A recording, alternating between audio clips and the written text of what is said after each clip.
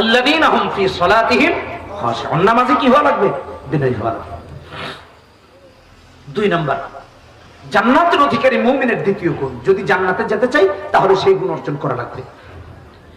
ওয়াল্লাযীনা হুম আনিল লাগওয়ি মুরিদুন। অহেতুক কথা কাজ থেকে নিজেকে বিরত রাখা লাগবে। ভালো করে বুঝেন, অহেতুক কথা কাজে মুমিন শরীক হওয়া যাবে না।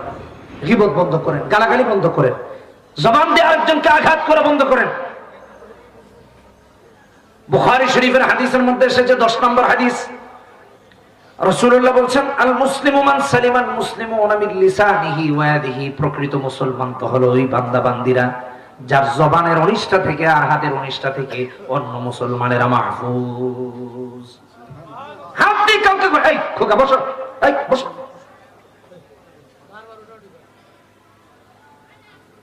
যার জবানের অনিষ্ঠা থেকে এবং হাতের অনিষ্ঠা থেকে অন্য মুসলমান মাহফুজ।